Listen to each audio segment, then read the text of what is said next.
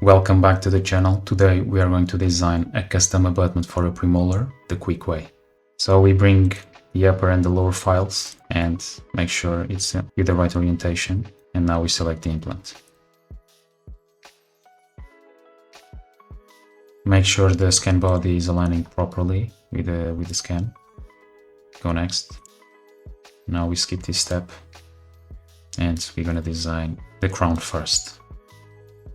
I'm going to use my library Forma on this one. I'm just going to time-lapse the design so we can focus on the abutment part of the design. We just need to make the crown as best as we can because the custom abutment is always going to follow the shape of the crown itself.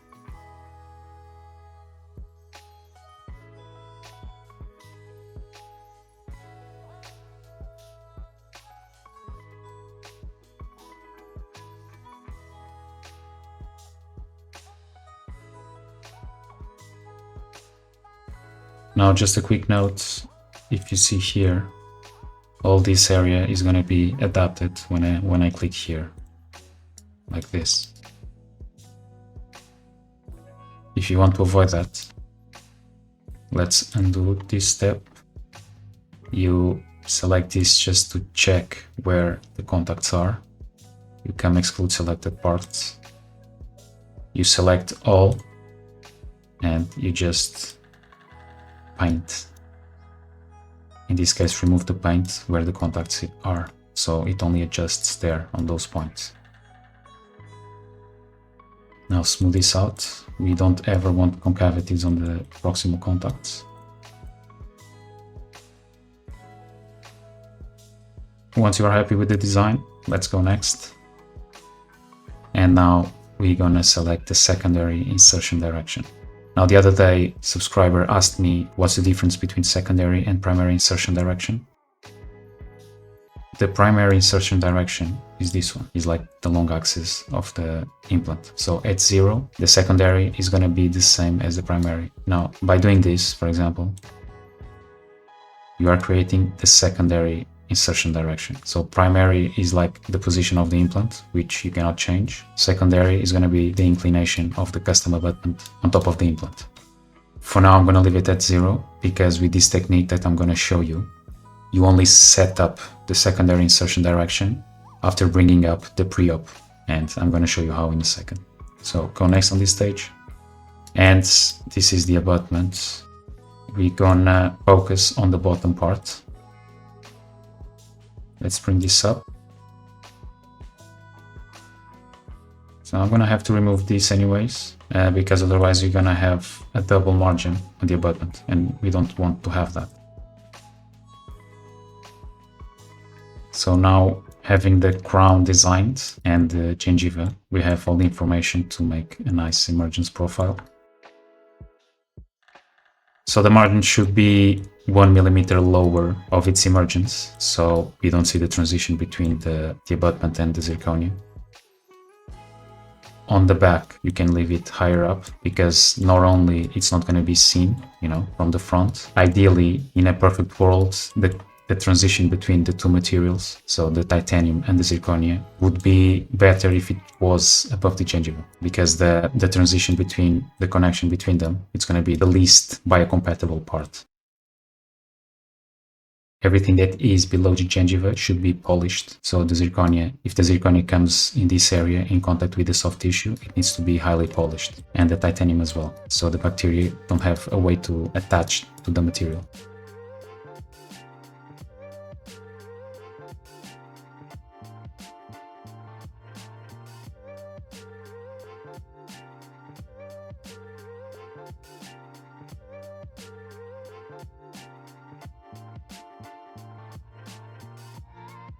Always play around with these two settings so we can achieve profile like this, starting narrow from the implants and opening up towards the crown.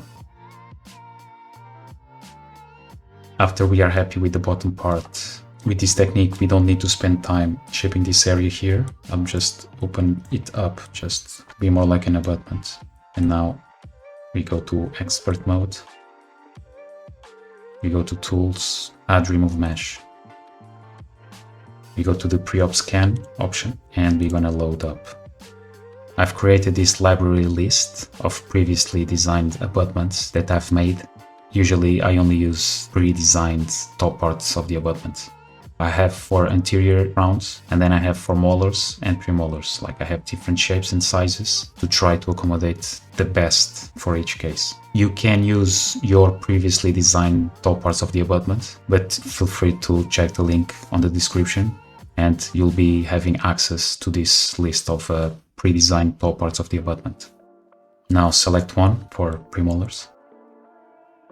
And as you can see, we have, so they will be coming like in random positions. So just try to bring it as close as possible. Now, usually I like to hide the top part of the abutment of the design and just have it like this and place the pre-designed custom abutment in the correct position. Now, what is very important with this technique is forget this margin of the pre-designed custom abutment. It should always be below the current margin, otherwise it's not going to adapt very well. And always remember to allow resizing the pre-op so we can not only position it properly but also shape it. In this case we need to make it longer, like this, and always have the design of the crown as a reference for the positioning and the shape of the abutment. Now the only thing I also want to add is that the more you stretch it, the more pointy the top part is going to be, like the cusps. So always consider that when we're going to smooth them out later on, but always have that in consideration when doing it. If you want to make it wider here, we can use it, we can do it like this, so Control Shift just to stretch it out a bit more, like this. After you are happy with the positioning and the size of the top part of the abutment, you go OK. This is where usually I like to set up the secondary insertion direction. So we are still in expert mode. We just right click on the background and we select secondary insertion direction. Now they're going to show us the current design, which we don't care. So we just hide it by pressing Ctrl and the mouse wheel. And we're gonna reveal the top part of the abutment that we just brought, which is the pre-op in this case. I think with this view it would be okay, but I like to make sure I see my design from the top like this, so we don't have any undercuts. We use set current view as insertion axis like this, and we press OK. Now we go back to wizard and we go next.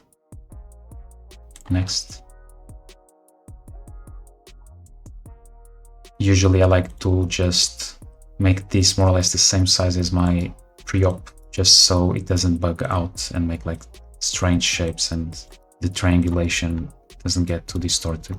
Just drag a bit just to be more or less in the same. And now we go to expert mode again, select the top part of the abutment, right click on it and select adapt abutment. Now we're going to select this option here, and now the top part of the abutment has the shape of the pre-designed abutment that we have imported. Now we go OK, and as you can see you have a harsh transition here, and it was because the abutment was coming down this way, but this is very easy to adjust. We can go back to wizard, just we are back at the freeforming stage, and just smooth this margin out.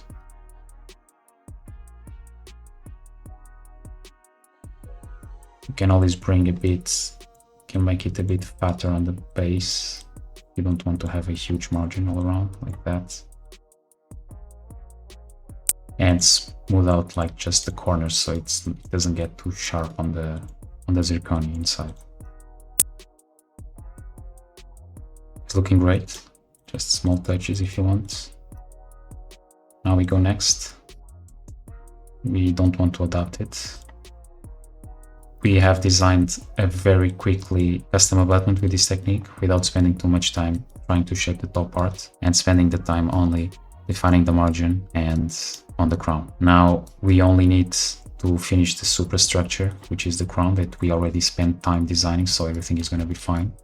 Now here you can leave the gap as you want, so try out many options for the cement gap and see what works best for you. If you are having a hard time fitting them down, you can always reduce a bit here, which is going to create a bit more room around the margin. And the border, you can leave it at 0, which means the crown is going to come like directly like this from the abutment. In case you are having margins chipped, you can always increase the horizontal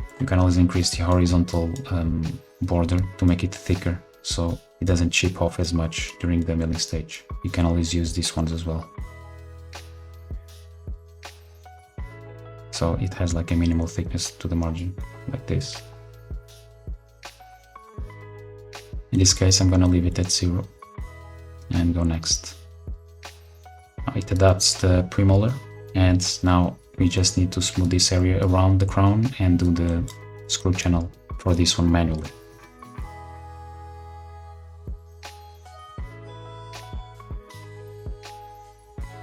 Now you go to attachments, bring up the screw channel. Usually I like to see it from the top down until I just see a thin circle. I select subtract, you open this list, you select this one, extrusion. I like to scroll all the way down and then scroll a bit up until I find the round bar. I select it and you can place it. I select from view, so it's like facing me, and I'm going to increase the diameter just to match the screw channel. Once it's more or less in the same position, you can scale it up, so select scale, click and drag to the side, and it's going to grow. This is just to make sure that this red cylinder is trespassing the crown all the way through. Now allow any changes and apply. And you can close this, and now you have a perfect screw channel done manually, but you can always make it automatically if you change the setting initially. Now watch this video next if you want to learn how to do a full arch in EXOCAD.